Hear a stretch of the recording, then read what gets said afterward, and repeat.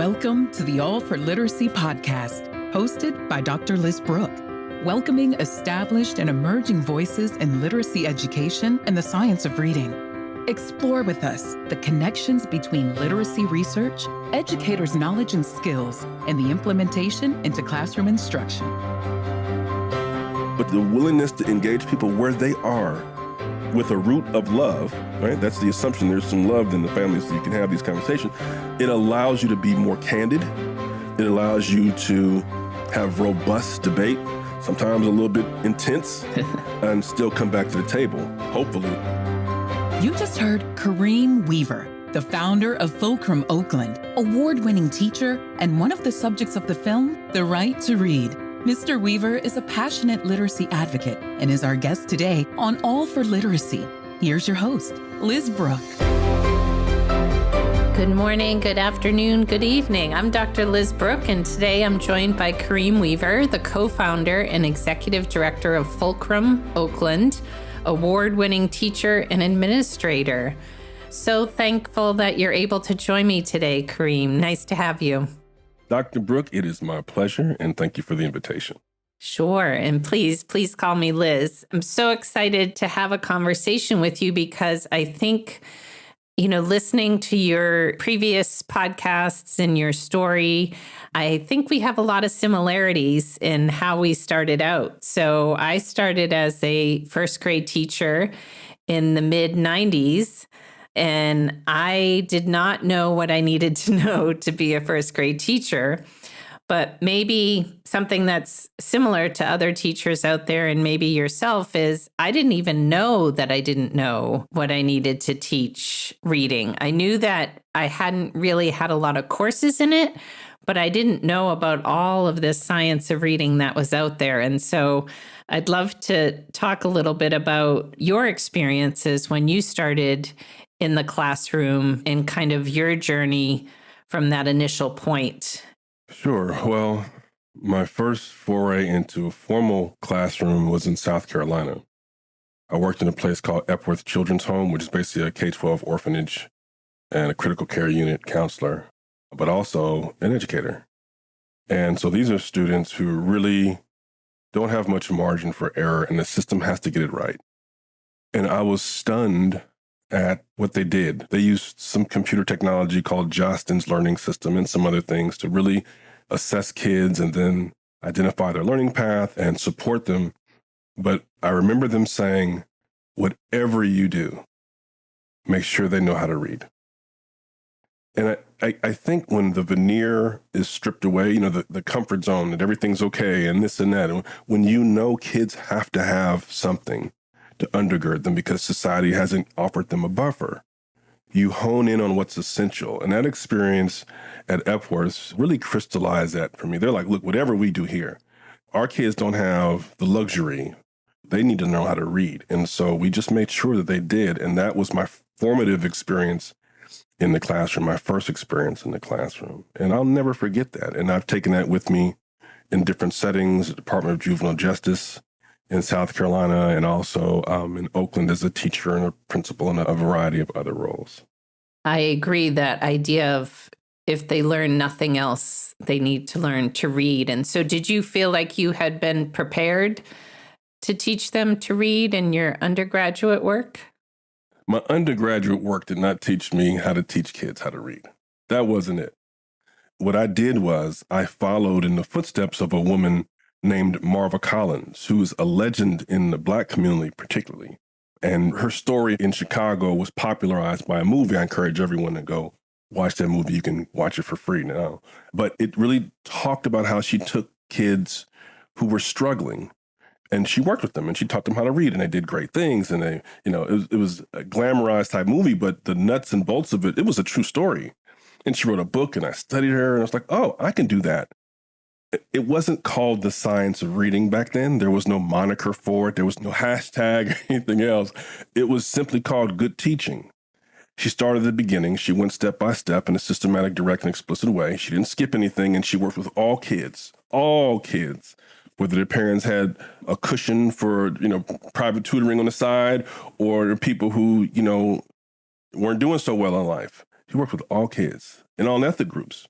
and she got them to read. And so she was lauded in the Black communities particularly. And so that was where I studied. I studied just her writings. She used to give conferences around the country. She did trainings with educators. So that's where I learned to teach people how to read. That was it.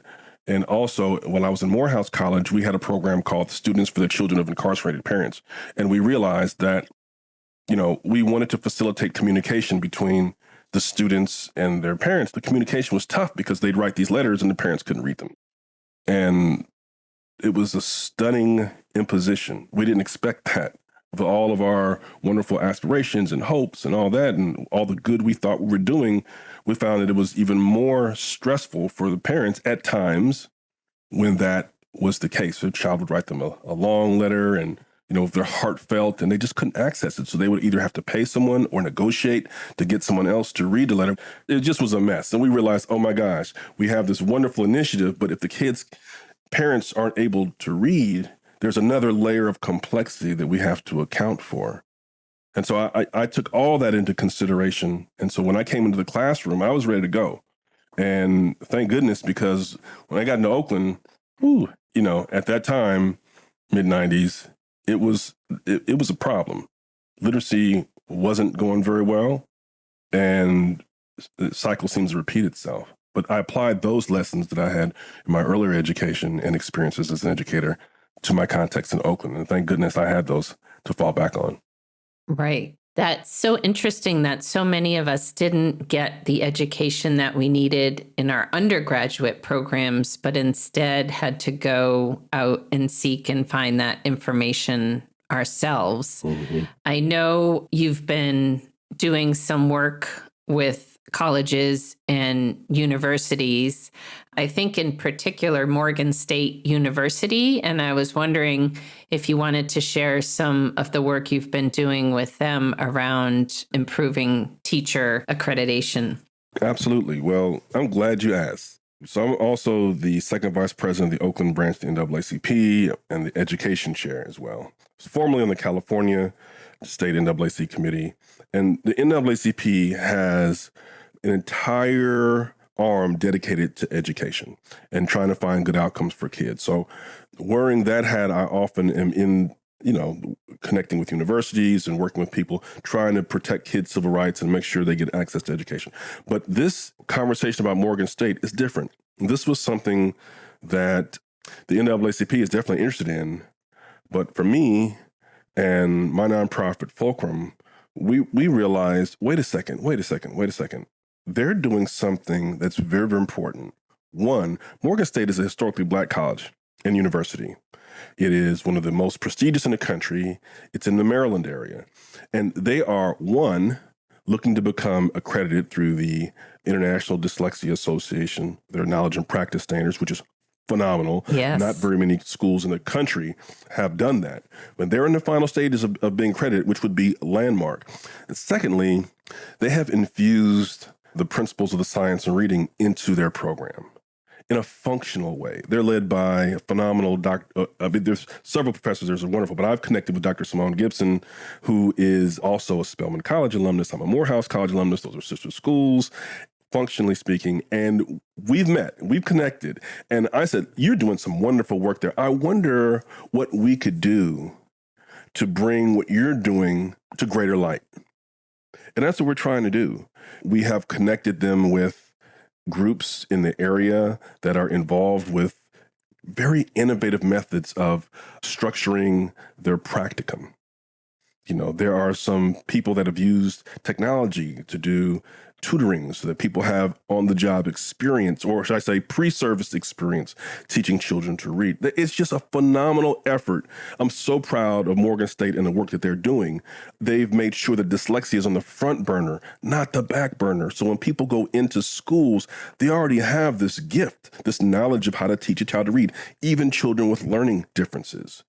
The thing is that these type of efforts usually go unnoticed. Nobody hears about Morgan State doing this, but that's got to change. We as a society have to elevate the institutions that are committed to social justice through education, not because we're, having them parrot a certain dogma or doctrine or whatever philosophies, but because they have the skill to teach reading to our children early and consistently in tier 1 instruction. That's the social justice link. And so I'm just so incredibly proud of them. In fact, we're going to be showing the Right to Read film at Morgan State in partnership with several local branches of the NAACP. Hopefully someone from the state branch or conference can come as well. But we're all in on Morgan State because Morgan State is all in on our kids. And I would encourage anyone to go to the, I believe it's called the Black and Dyslexic podcast show. We oftentimes don't think of dyslexia as being a Black thing. For whatever reason, it's painted with this color of white. But it's equal opportunity. It's a neurological processing difference. Everybody gets, but we don't, so that's why it's even more important for a historically Black college and university to say, hey, wait a second, this applies to all kids. So we want to make sure our people, our trainees, our credentialed candidates are able to service all students, including those with neurological processing differences. And so I'm just so glad. That's one example, but it's one that we are very, very excited about at Fulcrum. And also that the local and state conference at NAACP is also excited about, because Morgan State really can make a huge difference in this fight against illiteracy.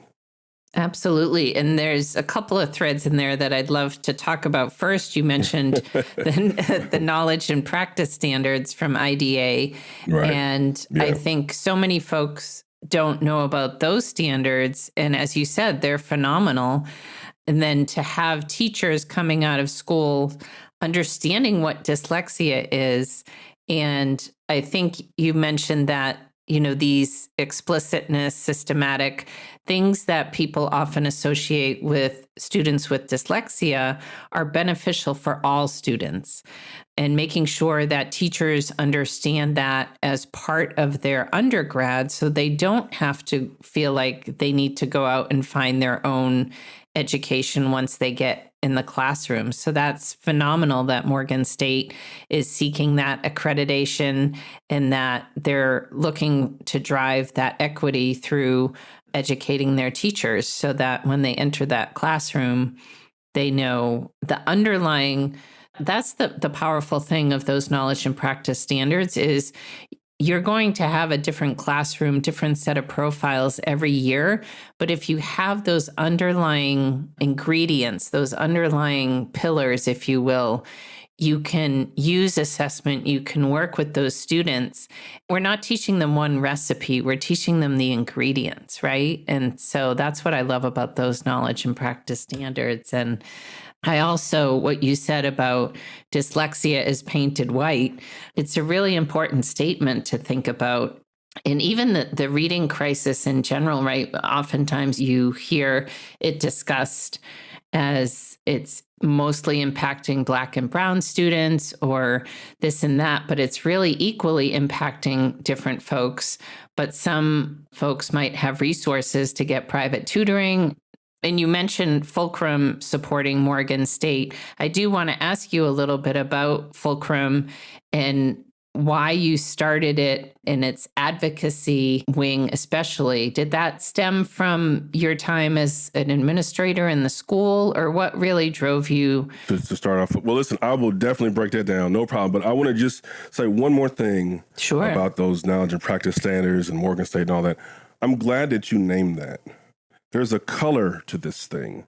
And America's infatuated with race and color, but there's also an economic component to it. Absolutely. Because when parents have the resources and the money and the understanding, you can buy your way out of this thing. Mm-hmm. You can get a private tutor, a private school that specializes in dyslexia, for example. They're out there. But most people don't. Right. Most people are living paycheck to paycheck. In America today, most people can't handle a $5,000 emergency. So when your kid needs private testing, that can cost anywhere from $5,000 to $15,000.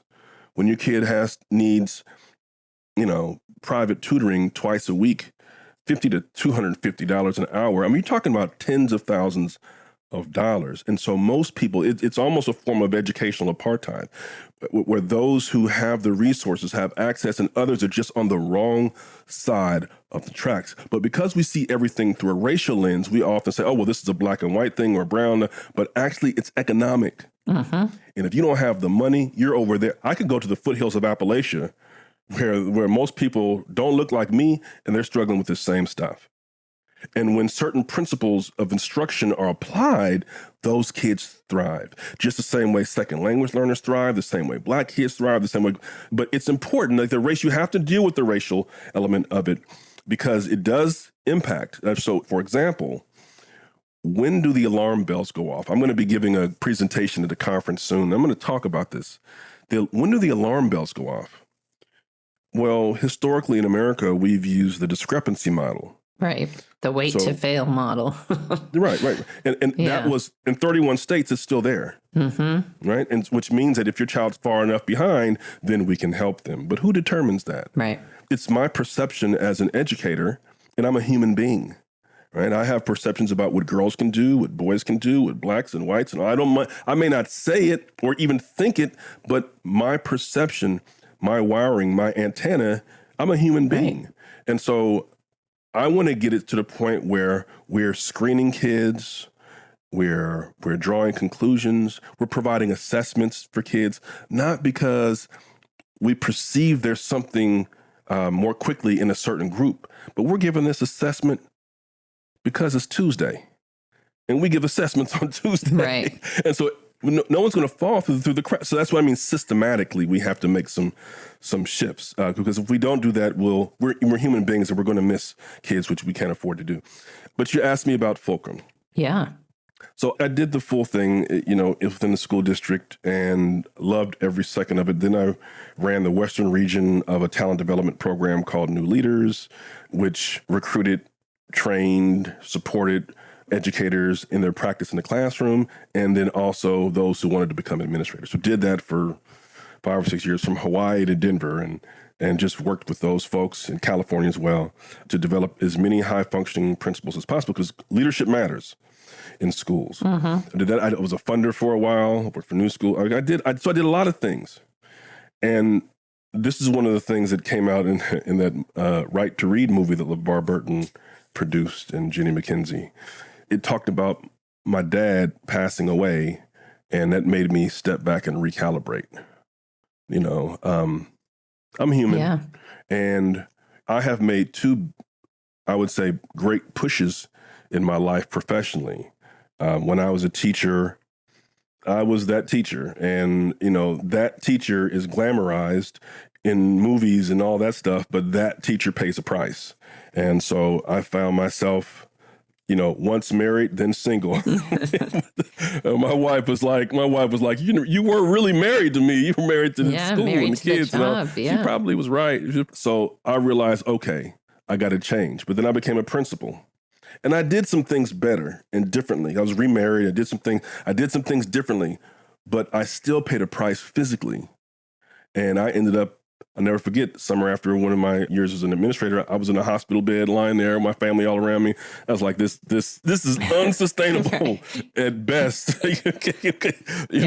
Someone's trying to send me a sign here. Yeah. Yeah, right. So I had to make some choices. But I and then my father passed away and everything. And I realized, okay, time is not a given. Right. Life is too short. You never know. So I just decided to only do the things that matter most and just focus on that. Now, that came at a price because I didn't know of a job that, working with the NAACP is great, but it's an all volunteer organization, at least in California. We were all volunteers. And so I was both feet in and 10 toes down for the NAACP, but that wasn't paying bills. And I think I was literally down after burning through my life savings and the kids' savings. I was down to my last 2 color copies of Nancy Young's Ladder of Reading. And I met for breakfast with a friend of mine, and she was like, Kareem, this is too important for you to just tap out because you're not feeding yourself and you're pencil thin. Let's make this to a nonprofit, add some structure to this, get some resources in here, not just to sustain you, but actually to help create a movement. And so that's what we've been trying to do, is to enlist the help of everybody so that it's just not just going to be a cult of personality or a few people here or organizations. This has to be a nationwide movement that we're going to prioritize our children and put literacy on the front burner. It's aligned to the NAACP's national resolutions on dyslexia, their organizational constitution, and how education is a priority committee or like an all-time committee. but also just as a 501c3 and it's fiscally sponsored agent, actually, we have to say, this is who we are. This is what we prioritize. This is what we're working towards, and set goals and go after it. So we're trying to get all kids to read and do it as quickly as possible, but as sustainably as possible so that they have a fighting chance. Right. I love that concept of national movement. And that kind of goes to, I know The Right to Read. I saw that at the Reading League conference. It was a very powerful movie. I know it's gaining traction. I think this month it's being screened at South by Southwest. This idea of national movement, and I think these movies telling the personal stories is helping to drive that broadening of the message. Yeah. But I'm wondering how we can harness any traction that we are getting at a national level to actually improve progress. What are your thoughts there? So a couple things. In terms of a national movement, that's the only reason I agree to let those folks follow me around for however long it was, is because we need, people respond to different mediums, film, books, speeches, whatever. Everybody's different. And so that was for a season and a reason. There's other movies coming out too about the reading crisis, and I hope that they can kind of add to the conversation as well. But that was my hope. It's been released. We just had a film festival in Santa Barbara, and pretty soon, I think in the next few weeks, I'm supposed to be going to D.C.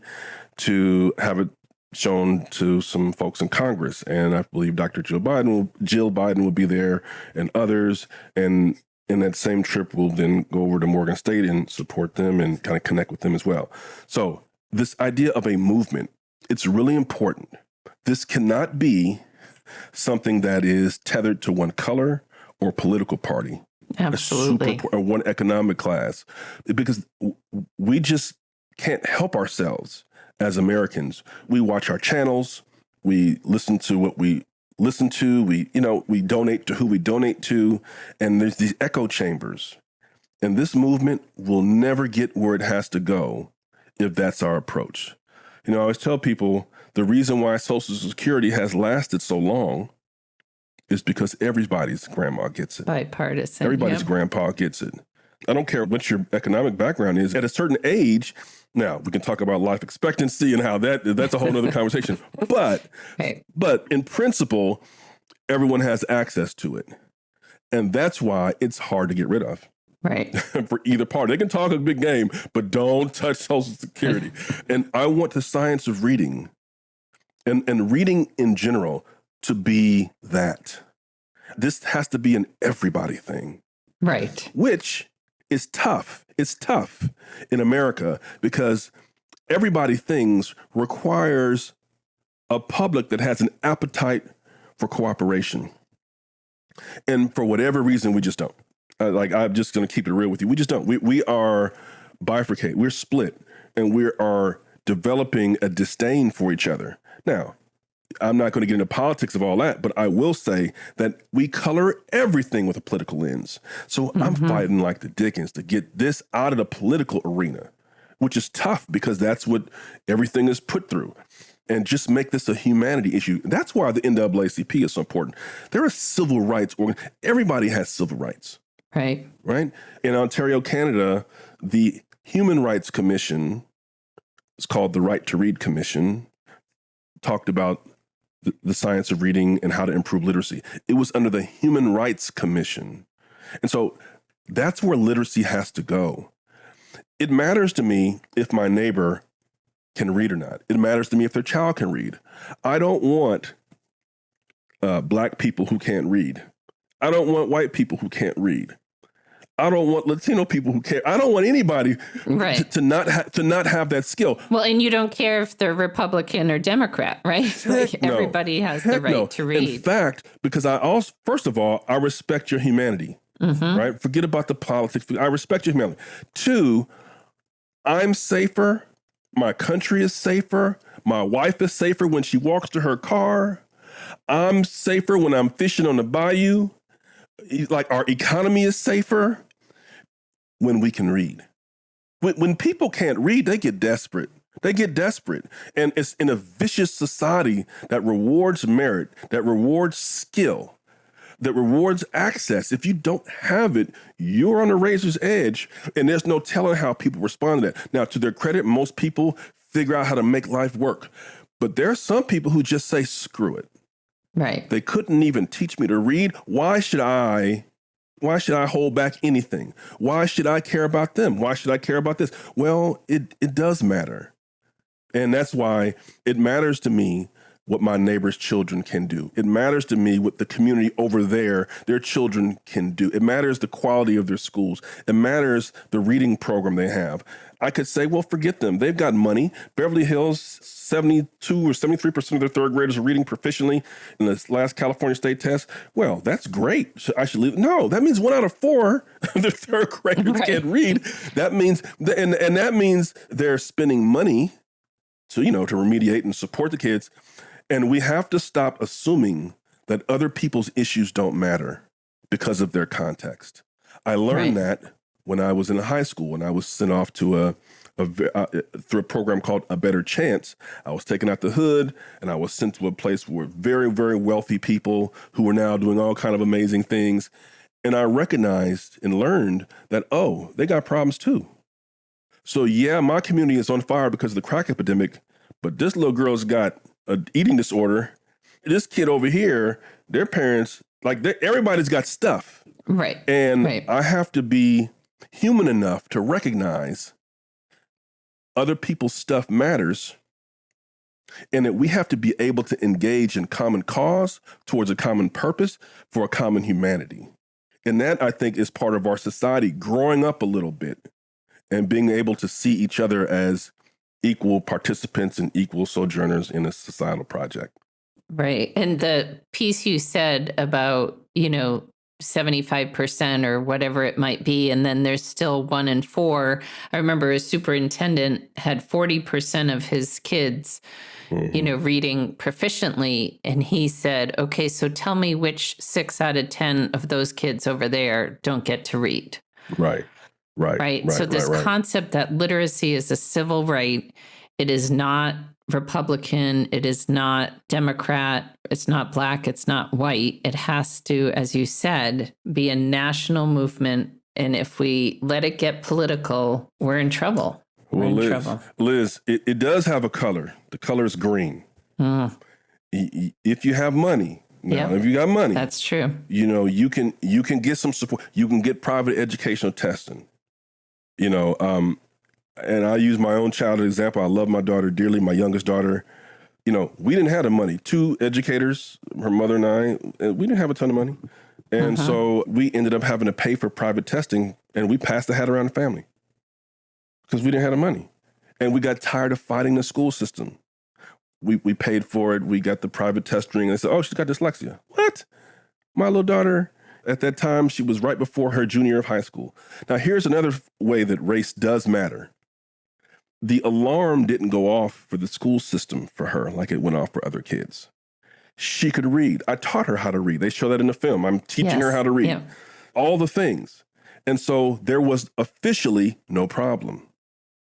This is the legacy of the discrepancy model. Officially, she can read. Why are you worried about it? Well, I know what my kid can do. She probably behaved well in class and was quiet. And girls have it the worst. Girls have it the worst. Girls will sit there and they'll be nice, and they're lauded for being nice and demure and kind and sweet. Oh, she's so nice. She's such a nice. Everybody loves her. That's what the teachers told us. I'm like, wait a second.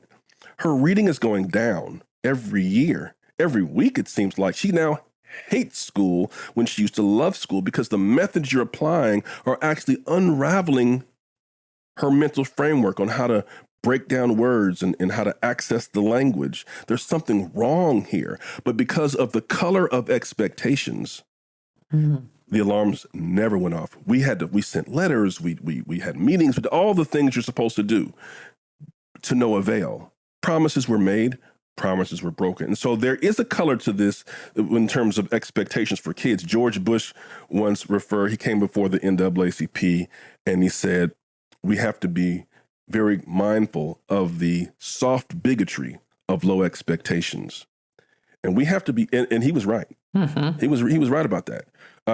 Because we have different expectations for different kids as human beings. We don't want to. That's why it's so important to have systems in place. Right. Going back to we test on Tuesdays. Yeah. It's Tuesday. It's Mm-hmm. Tuesday. That's all. It's not because I think Hakeem is, behind or whatever. It's just Tuesday. And we're going to find out about the sub skills that he has and hasn't developed fully. So it's a really important point that this can't be just a matter of money and individual teacher expectations. We have to give our teachers a chance and not ask them to make figurative bricks without straw. Right. Absolutely. And that unconscious bias of every human and building in those systems and structures and understanding we're testing because it's Tuesday and what questions are we trying to answer for these students with this test? It's so important. So in our last episode, we spoke to Emily Hanford, who I know you've worked with, was in the movie, and how we arrived here and ended the conversation with her was, so what's next? You mentioned about going to Congress, and I'm excited to hear that. But how do we make sure that, A, it doesn't become politicized, but more so, how do we make sure that schools and districts start to understand science of reading is not just a hashtag, it's evidence of what works, but how do we help schools and districts understand what comes next? What do you think is the most important thing now that this awareness is getting out about the evidence, the awareness is getting out about the approaches that work across the board, but what do we do? So there are three things that I'd like to mention to answer that question in terms of what's next. First of all, probably the most uncomfortable is that we have to start playing home games instead of away games. What I mean by that is everyone, our society is developed this habit where we like to criticize the other side. We love to point fingers at them over there, that group, that party, that team, that school, that parent, whatever. We're a finger pointing group. And so the first thing is we have to change from that to a home team thing. We have to be willing to engage our own groups about the science of reading, about the importance of literacy, about making this a priority, and move it away from the political realm. So that means I need white women to talk to white women. I need Asian women to talk to Asian women. We need the NAACP to talk to the NAACP. I need to talk to my folks. Kareem, why would you say that? Because those are some of the most difficult conversations. First of all, no one can change your mind more so than someone who you love and that you identify with. We have to be willing to have robust conversations with the people that we love because we have the greatest access to them. And we know how to reach them when others probably don't. So, I said the most powerful conversations take place at the Thanksgiving table. And we have to be courageous enough. And it's very trendy today to cancel people. So I'm not even going to talk to Uncle John because Uncle John's a this. And he, I don't talk to him. He makes me feel that.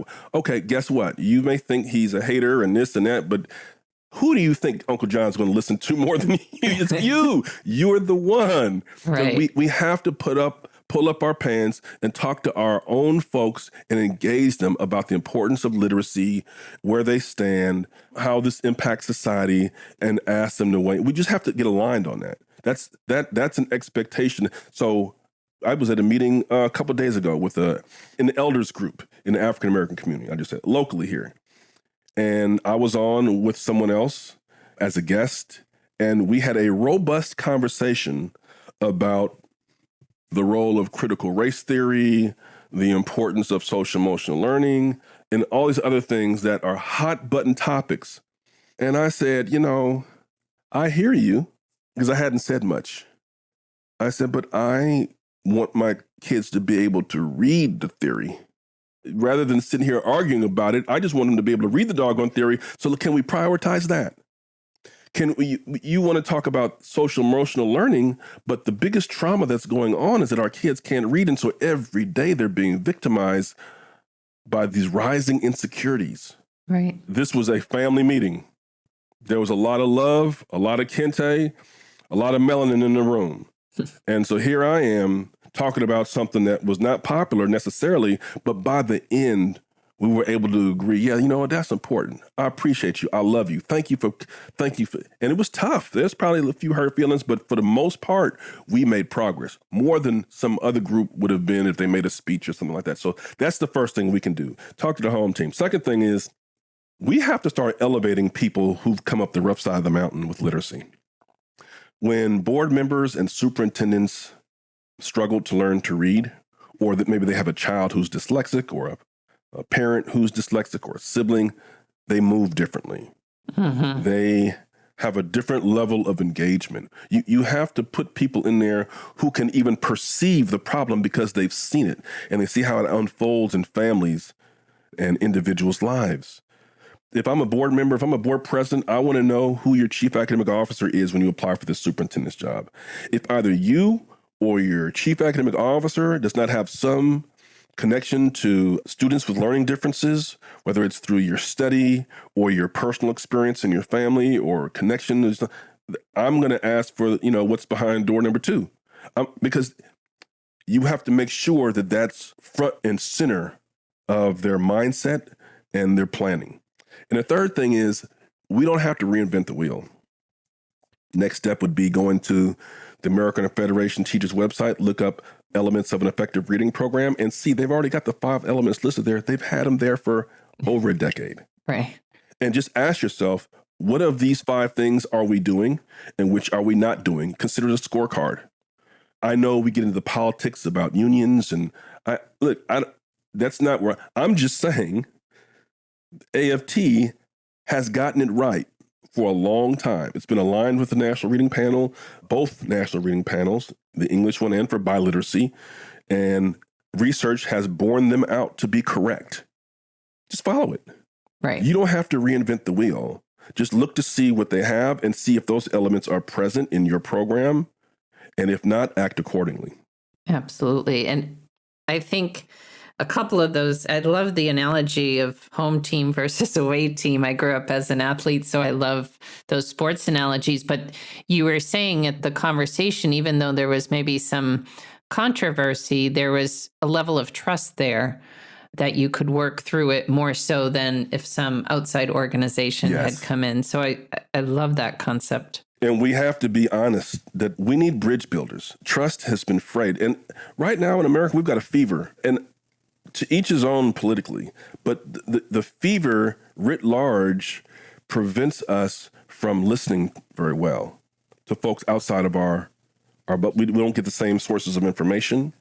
We don't have the same opportunities to engage. And so we talk at each other, right? It's just, that's what it is. I don't think it's right, but that's just what it is, right? You tell me what channel you watch, I'll tell you your politics. I already know. We can tell, we all can do it. So we got to be able to cut through that and have genuine, authentic conversations. Who are you going to do that with? Who can cut through the noise? Well, guess what? Especially when we're over grandma's house, we're going to have to sit down and talk. And oftentimes the array of differences show up in our families.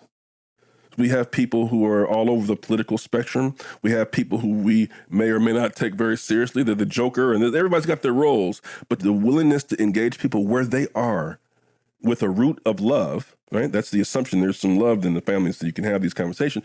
It allows you to be more candid. It allows you to have robust debate, sometimes a little bit intense, and still come back to the table. Hopefully. And unfortunately, in other parts of society, we're just not that mature. We're just not that grounded in love to do those kinds of things. It's a sad but unfortunate reality. But we can take advantage of our family structures. And they don't have to be traditional structures. Whatever the family structure is, engage those folks first and then go from there. Yeah, absolutely. And then the second piece about elevating people with that personal connection. I mean, I think about the mayor of New York City, Eric Adams, and his struggles with dyslexia and how that's shaping his educational plan. And like you said, if there is that personal connection, I think about all the parents that started the Decoding Dyslexia groups and how we now have legislation in many, many states that mostly was driven by parents. And so thinking about how do we elevate those folks to our school boards, to superintendents, to chief academic officers, I think is really important. And I want to ask a follow-up question on your third one, because the idea of do not reinvent the wheel. We know what works. I mean, the National Reading Panel came out in 2000, so it's over a decade. I still feel like we struggle a little bit with schools and districts who have embraced, whether you call it balanced literacy or whole language or practices that are not evidence-based. How can we, whether as publishers, as researchers, as practitioners, I know you're talking about these conversations that we need to have with the home team, but how can we make that bridge a little bit easier? You said we need bridge builders. How do we do that in the schools with folks who have been for decades, using strategies that are not the most evidence-based or effective? So let me just put it like this. We really have to think about the levers of change. And there are technical things, and then there are adaptive things. So I would say to any school board, especially the president of the school board, you have to have literacy goals in the superintendent's work plan and evaluation. That you just have to. If you don't have literacy goals in their evaluation, then you're going to get what you get. People focus on what you have them to focus on. We often talk about teachers and how we evaluate. No. The board only has one employee. It's the superintendent, traditionally. But you have to put literacy goals in there so that they focus on that. And then you have to manage them appropriately. And it's their job to organize staff, to request whatever they need to request, to figure it out. From a board perspective, if you don't have literacy goals for your superintendent's evaluation, you're just playing games. You may not realize that everyone has the best of intentions, but you're hoping that it works out. Hope is really not a strategy. Right. So that's the first thing I would do. And it's really not very common, but it's also very, very simple. And it's reasonable. And you have to hire with that expectation that they have to know coming in, hey, look, this is what we consider success. This is part of the metrics of success. And retention depends on this, and, renewal, whatever. Like, this is something that we care about. So we want to put it in there and provide you with whatever you need. In fact, to get this job, we'd love to hear how you plan on addressing literacy. As a board, that's your leverage, right? Other things that we can do to impact systems. So curriculum matters.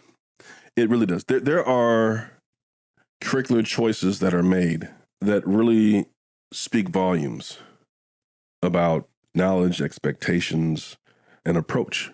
I don't want to hear equity slogans. I don't want to hear mission statements. All wonderful. That's all wonderful. I always tell people, show me your budget and your calendar and your curriculum, and I will know what your values are. I don't, you can save the yard sign and the equity statement. Where's the money going? What curriculum are you using? And what's the schedule look like? And show me the research that the curriculum works, right? Well, yeah, right. I'm saying, show me the curriculum. Is it evidence-based? Right? What's the evidence that it works? Most school systems, when they select curriculum, they don't read whatever reports are there. If they exist at all, they don't read that stuff. They don't have time to. In fact, there's another podcast, I won't mention the name, there's another podcast where they look at districts that are really doing well with literacy. And they talk about the choices that they make. Curriculum absolutely matters. The other thing that matters is the alignment of structures. So I'll give you an example. There are some curriculum that take, for full implementation, you're talking about 2 to 3 hours a day. Others take 15 minutes a day. Very few, but there's a couple. Now, 2 things. One, who do you think has the better result? And they're both, all these are aligned to the science and the research consensus. Yes, they are. Right? There's a class of high quality curricula that are. Who do you think is going to get better results? It's the teachers who actually have the time to prepare for this stuff consistently every day. So they can actually do the thing as it's written and intended and make adjustments as they need to, because they can plan. They can use a scalpel instead of a chainsaw, right? So that's the first thing. The second thing is, in addition to the curriculum being high quality, you have to have systems that are aligned to it. So how much prep time do I have as a teacher to do those things?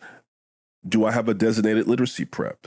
Chicago has 300 minutes a week to prepare, whereas Oakland has 100. Fundamentally, they should be looking at different things. Right. Even if the curriculum is wonderful, if you've got 100 and they've got 300, even though the 300 object is really shiny and nice and beautiful and popular, maybe you might want to do something or purchase something that's aligned to your system. Right. And realize that you have the leverage as a school district to say, listen, I would love to purchase this, but you need to come back with a newer version that's more streamlined. So those are some things that we can demand be aligned so that folks have a fighting chance to actually serve kids in a comprehensive way so that they can learn to read. Absolutely. That idea of the professional learning for the teachers, the curriculum tools, but also those systems and structures to make sure that they have the support. There's the buy-in from the leadership and the teachers. Well, hold on, Liz. There's all that, but you just said something.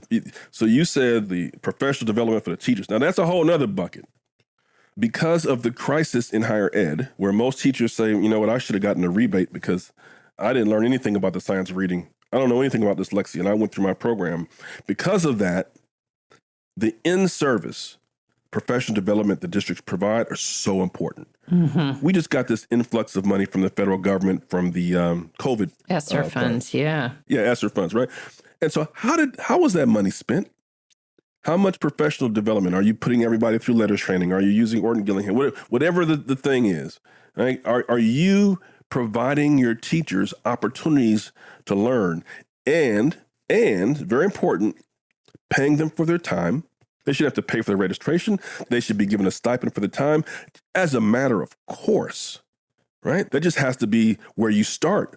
Find the best providers. Find the folks who are good at it, that have got the best reviews from those who've gone through the programs, and understand there's different levels. So there's some educators who are, empty nesters, and maybe their kids are gone now, and they're at the season of life where they can learn anything, do anything. Right? Great. Wonderful. They might be ready for a graduate level class type program. Then there's some out there. Then there's some folks who they're going through some issues in life. Their kids are still in the home and it's tough. It's tough. Right? The time is limited. Right. Time is limited. And they're hanging on for dear life. Or they may be in the middle and they may do something that's a little bit more modest. And then there's those folks who they may not even believe in the science of reading. They're just curious, but they want to at least dip their toe in the water. They're not ready for a graduate level class. They're not ready for even something a little bit modest, but they can give you a few hours on the weekend. If they don't have to pay for it and they get a stipend, they're open to that. And that's all you're going to get for now. Right. Systems have to have opportunities for professional development for teachers at all those areas, and they have to be aligned. They have to be aligned to the science of reading. You don't want one teaching one thing and someone else teaching something. But if they're aligned, you have to have on-ramps that folks can access so that they can get to the goal, which is to be more professionally prepared to serve our kids. Right. Differentiation is not just for students, it's for teachers as well, like you said. That's right. Absolutely. Well, I have thoroughly enjoyed this conversation, Kareem, and I thank you so much for joining us. I can't wait to hear how your trip to Washington goes. I can't stress enough the importance of that national movement and looking at literacy as a civil right. So I want to thank everyone for joining Kareem and I today for this conversation. You can join the conversation on Twitter by following Kareem at KJ Win Education and myself at Liz C. Brooke. Thank you so much again, Kareem. It's been wonderful to get to talk to you. Likewise, it's been a pleasure. Thanks for having me.